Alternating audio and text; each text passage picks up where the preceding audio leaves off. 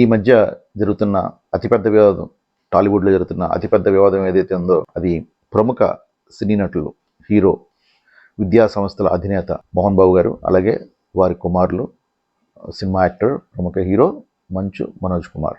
కానీ ఇక్కడ ఆయన పెద్ద సెలబ్రిటీ, క్రమశిక్షణకి ఆయన మారు పేరని చెప్తుంటారు. మనం ప్రతిసారి విద్యార్థులను తీర్చిదిద్దుతున్నారు వాళ్ళ. ఆయన విద్యా సంస్థల అధినేత. ముఖ్యంగా ఇక్కడ మనం గమనించిన విషయం ఏంటంటే, సినిమాలు పక్కన పెట్టండి, మన జీవితాన్ని ముందు కొనసాగడం కోసం మనం ఏదో రకరకాల వ్యాపకాలు చేస్తాం. అది ఉద్యోగం, వ్యాపారం, వృత్తి, మనకి ఇష్టమైన కళలో నటన ఏదైనా కావచ్చు. అలాగే నటన ఎంచుకున్నారు.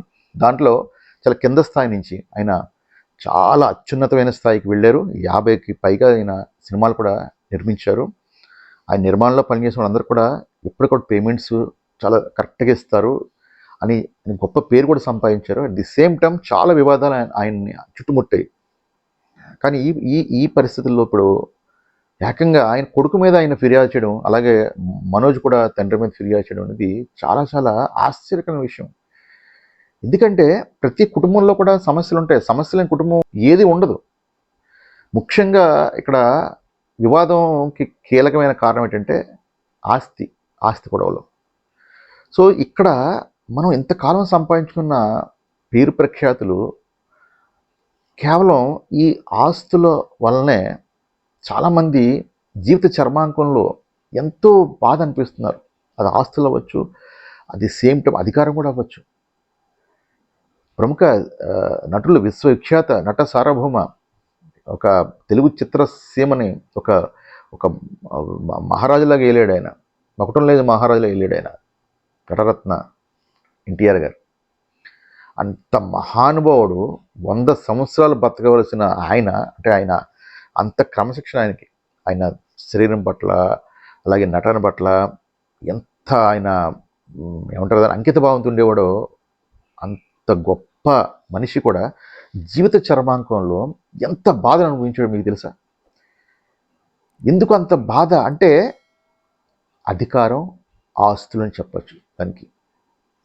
ఆ అధికారాన్ని కొన్ని పరిస్థితుల్లో వేరే వాళ్ళు దాన్ని తీసుకున్నారు.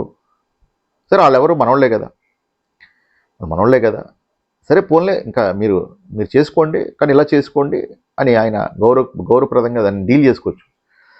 కానీ ఇలా జరగడానికి వీలు లేదు, మీరెవరు అలా చేయడానికి, మీ వెనక ఏదో ఉంది, ఇలా రకరకాల వాళ్ళు ఎన్ని గొడవలు జరిగినాయి. కుటుంబం అంతా ఆయనకి, కుటుంబం, స్నేహితులు ఎవ్వరు కూడా ఆయనకి సపోర్ట్ వెనక నిలబడకుండా ఆయన జీవిత చర్మాంకంలో ఆయన అనుభవించిన మానసిక క్షోభ నాకు తెలిసి ఎవరో అనుభవించలేదు. ఎన్నో పౌరాణిక పాత్రలు చేయడానికి ఆయన ఎంతో ఆధ్యాత్మిక జ్ఞాన సముపార్జన చేశారు ఆయన. మరి ఆ చేసింది మరి అక్కడ ఉపయోగపడాలి కదా, ఉపయోగించాలి కదా.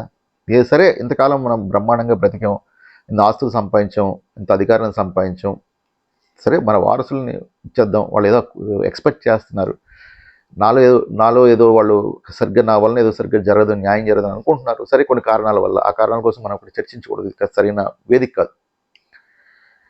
సో అక్కడ ఎందుకంత మానసిక క్షోభ? ప్రతి మనిషి కూడా పుడతాడు, అలాగే వెళ్ళిపోవడం సహజం. మనం వెళ్ళిపోవాలి, ఇక్కడ ఎవ్వరు రారు. వచ్చినప్పుడు మనం ఈ నగ్నంగా అసలు ఏమి ఉంటే మీద ఏమి చిన్నది కూడా లేకుండా వచ్చాం, ఏది పట్టలేదు, నగ్న సత్యం. అలాగే ఎప్పుడు వెళ్ళిపోతాం అది ఎవరి చేతులు లేదు. అందరూ వెళ్ళిపోవలసిన వాళ్ళే, ముందు వెనక అంతే. మనం ఏం చెప్పాలంటే వెళ్ళిపోయే ప్రయాణం ఉన్నాం మనం, కానీ మీద బరువు వేసుకుంటున్నాం. అనవసరం బరువు అంతా వేసి మోసుకొని వెళుతున్నాం. బరువు దింపుకొని వెళ్ళాలి. అసలు మనం ఎంత అనవసర బరువు మోస్తున్నావు అని మనకి స్ఫురణకు వచ్చి ఆ బరువు దించుకునేలా చేసేదే ఆధ్యాత్మికత. విచిత్రం ఏంటంటే మనల్ని ఈ విషయాకాంక్ష, అంటే విషయాశక్తి ఏదైతే ఉందో, అంటే విషయాల పట్ల మనకి అది డబ్బు అవ్వచ్చు, అధికారం అవ్వచ్చు, ఆస్తులు అవ్వచ్చు, ఎంత మమకారం పెంచుకుంటామంటే వాటిని ఎట్టి పరిస్థితుల్లో వదలడానికి మనకి మనసు ఒప్పదు, మనస్కరించదు. జీవిత చరమాంకం వరకు అంటుపెట్టుకుని ఉంటాం. చరిత్ర చూడండి, ఎంతమంది మహానుభావులు వాళ్ళ జీవిత చర్మాంకులు ఎంత క్షోభ అనుభవించి, మానసిక క్షోభ అనుభవించి వాళ్ళు వెళ్ళిపోయారు, శరీరాన్ని విడిచిపెట్టారు. సో ఇక్కడ మనం ఎందుకు మాట్లాడుకుంటున్నామంటే మంచు మోహన్ బాబు గారు ఒక సాధారణమైన ఆయన, ఒక పీటీ ఏదో డ్రిల్ మాస్టర్ ఏదో ఆయన, అక్కడి నుంచి సినిమా ఇండస్ట్రీలో ఆయన ఎంత ఎత్తుకెదిగారంటే ఆయన జన లౌక్యం తెలియని వ్యక్తి ఆయన. ఉన్నది ఉన్నట్టుగా మాట్లాడతారు, సినిమా ఇండస్ట్రీలో పనిచేయదు. కానీ అక్కడ ఆయన నెట్టుకొచ్చారంటే బికాజ్ ఆఫ్ హిస్ టాలెంట్. అతని యొక్క అతని ప్రతిభ అలాంటిది. అంత గొప్ప విలక్షణ నటనకి ఆయన మారుపేరు.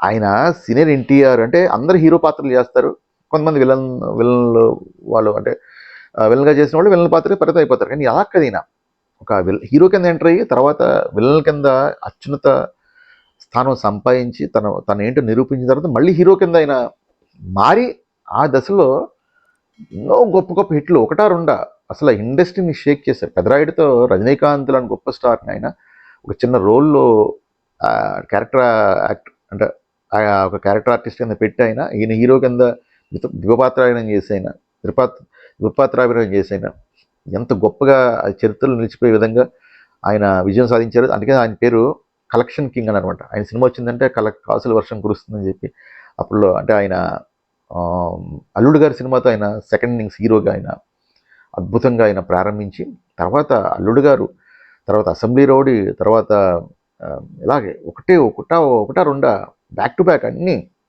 అద్భుతమైన విజయాలు ఆయన సాధించారు. సాధించిన తర్వాత ఆయన మళ్ళీ ఈ వ్యాపారంలోకి అలాగే అడుగుపెట్టారు. ఆస్తులు కూడా క్రమక్రమంగా అవి సముపార్జన జరుగుతుంది అలాగా. కానీ ఆయన ఈ స్టేజ్లో ఈ దశలో ఆయన కొడుకుల వల్లనే ఆయనకి ఎంతటి ఏమంటారు మానసిక క్షోభ అనుభవించడం అనేది చాలా చాలా దురదృష్టకరమైన విషయం. అందువలన ఇది ఎందుకు మనం మాట్లాడుకోవాల్సిన విషయం అంటే ఈ ఆధ్యాత్మిక ఛానల్లో ఈ మానసిక క్షోభ నుంచి అసలు మానసిక క్షోభ రావడానికి కారణాలు ఏంటి? ఒక సాధారణ వ్యక్తి ఎందుకు అంత ఆనందంగా ఉన్నాడు? ఏదో ఉన్నంతలో అతని జీవిత యానాన్ని కొనసాగిస్తూ అతను ఏదో చేస్తాడు, వ్యాపకం చేస్తాడు. దాంట్లో వచ్చిన దాంట్లో ఆ పిల్లలకి సంస్కారం నేర్పిస్తూ ఆ పిల్లలకి చక్కగా జీవితం మీద ఒక ఆధ్యాత్మిక జ్ఞానంతో జీవితం అంటే ఏంటి అని చక్కగా వాళ్ళకి గైడ్ లాగా వాళ్ళకి చెబుతూ ఆయన వెళ్ళిపోతాడు. తర్వాత వాళ్ళు కూడా ఏదో చేసుకుంటూ జీవనాన్ని కొనసాగిస్తారు. ఎంతో ఆనందంగా వాళ్ళు వచ్చిన పని ముగించుకొని వెళ్ళిపోతుంటారు. కానీ ఇక్కడ ఇది లేకపోవడం వల్ల మనం ఎంత మానసిక క్షోభ అనుభవిస్తున్నాం అది మనకూడదు. కానీ అక్కడ ఉన్నవాళ్ళు తెలుస్తుంది అంత క్షోభ. అది అనుభవించిన వాళ్ళు తెలుస్తుంది ఎంత బాధపడతా ఆయన సొంత కొడుకు మీద ఆయన కంప్లైంట్ చేస్తారు. ఒకసారి ఆలోచించండి. ఒక విధంగా ప్రజలందరూ కూడా చర్చించుకునే విధంగా కూడా ఆయన అవకాశం కల్పించారని చెప్పచ్చు కదా. ఆయన సాధారణ వ్యక్తి కూడా కాదు, ఎంతో సీనియర్ ఎన్టీఆర్ ముందు డైలాగు చెప్పి ఆయన్ని మెప్పించగల గొప్ప నటులు ఆయన. నిజంగా కానీ ఆయన ఆ నటన ప్రస్థానంలో ఉండిపోతే కనుక ఎన్నో విలక్షణమైన పాత్రలు ఆయన ఈ పాటికి పోషించి ఉండేవారు.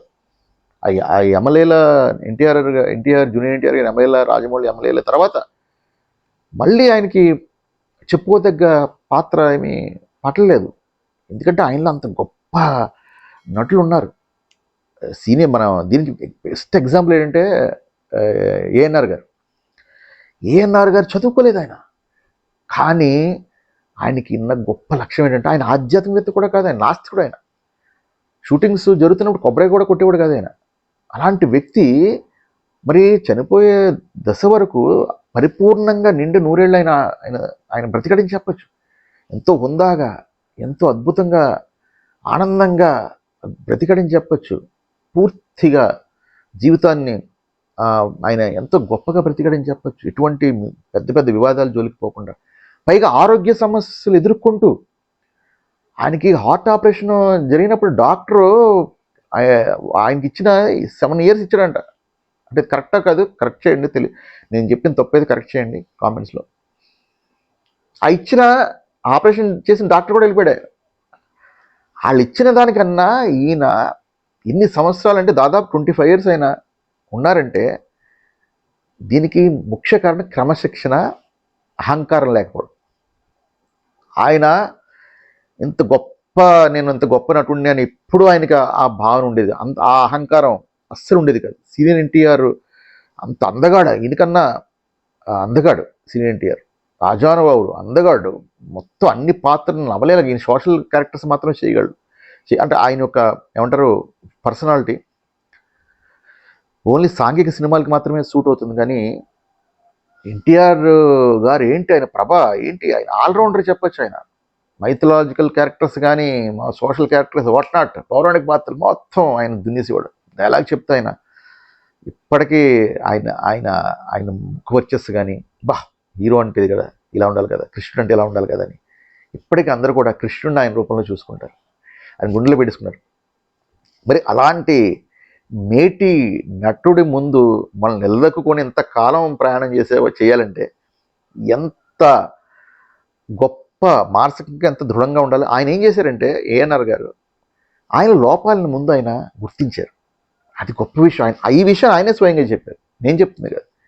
ఎన్టీఆర్ గారు వచ్చినప్పుడు ఆయన ఇన్కన్నా ముందు వచ్చారు. ఎవరో ఏఎన్ఆర్ గారు ఎన్టీఆర్ కన్నా ముందు వచ్చారు. ముందు వచ్చి రాకపోయినా మీరు చెప్పండి, తప్పైతే కూడా కరెక్ట్ చేయండి, వచ్చినట్టు గుర్తు. ఈ క్రమంలో ఆయన ఎన్టీఆర్ రావడంతో ఆయన పేరు ప్రపంచం అంటే మారుమ్రోగిపోయింది. ఆయన పాతాళ భైరవ సినిమాతో ఆయన ఎక్కడికో వెళ్ళిపోయారు. తర్వాత ఈయన ఆలోచించిందంటే ఈయన అన్ని పాత్రలు చేస్తున్నారు, నాకు పెద్దగా నాకు ఆయనలానే డైలాగ్ అంత గొప్పగా డైలాగ్ చెప్పలేను, అన్ని పాత్రలకి నా పర్సనాలిటీ సూట్ కాదు. ఆయన గ్రహించి ఆయనకి ఏది సూట్ అవుతుంది, ఆయన పర్సనాలిటీ ఏ క్యారెక్టర్ సూట్ అవుతుంది అని చెప్పి ఆయన సాంఘిక సినిమాలని ఆయన తీసుకోవడం జరిగింది, ఎన్నుకోవడం జరిగింది. అంటే ఏంటి, అహంకారాన్ని పక్కనెట్టి అతనికి ఏ పాత్రలు నప్పుతాయో అంటే ఆయన వాస్తవిక దృక్పథం అంటే వాస్తవిక కోణంలో అంటే తన లోపాలని తను సమీక్ష చేసుకున్నాడు, ఆత్మపరిశీలన చేసుకుని ఎస్ నాలో ఈ లోపాలు ఉన్నాయని. అహంకారం ఉన్న వాళ్ళకైతే లోపాలు కనబడమండి. తనలో ఉన్న లోపాలు ఎదుటోడు చెప్పేవారు కనబడి, ఎవరైనా చెప్పినా సరే వాడు ఒప్పుకోడు.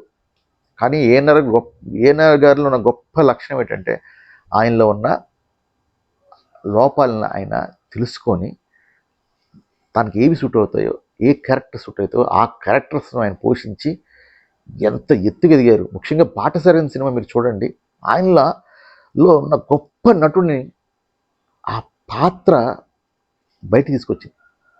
మీరు ఒకసారి ఏఎన్ఆర్ గారు నటించిన బాటసారి సినిమా మీరు చూడండి, ఆయన ఎంత గొప్ప నటుడు అన్నది మీకు స్పష్టంగా తెలుస్తుంది. అలాగా ఆయన జీవితాన్ని పరిపూర్ణంగా ఆయన జీవించి చక్కగా ఎటువంటి రాజకీయాలు వివాదాలు జోలికి, నాకు రాజకీయాలకు వెళ్తే నాకు అధికారం వస్తుంది, లేకపోతే ఇంకోటి వస్తుంది అని ఎన్టీఆర్ గారు ఎన్నిసార్లు ఆయన రిక్వెస్ట్ చేశారు, బ్రదర్ మీరు కూడా రండి అని చెప్పి. ఆయన అస్సలు నాకు ఇవన్నీ వద్దు, ఉన్నంతలో నేను సంతోషంగా ఉన్నాను, ఎందుకంటే రాజకీయాలకు వెళ్తే ఎంత నలిగిపోవాలని చెప్పి ఆయన చిరంజీవి గారు చేసిన ఆయన వేసిన అండి. ఇప్పుడు ఆయన ఇంట్లో ఎంత బాధపడి మళ్ళీ వెనక్కి వెళ్ళిపోయారో రాజకీయాలు వద్దని చెప్పి. ఆయన వచ్చి బాధపడి 10 సంవత్సరాల కెరీర్ని పక్కన పెట్టేసి ఆయన దాన్ని ఎంత రాంగ్ స్టెప్ వేసాను అంటే అది ఎలా జరిగింది అవి విషయం పక్కన పెట్టేసేయండి. మొత్తం మీద ఆయన తెలుసుకుని బయటకు ఇప్పుడు వచ్చి మళ్ళీ ఆయన హ్యాపీగా సినిమాలు చేసుకుంటున్నారు. ఏఎన్ఆర్ గారు అయితే ఎటువంటి వివాదాల జోలికి లేకుండా పరిపూర్ణంగా ప్రతిక్రియ.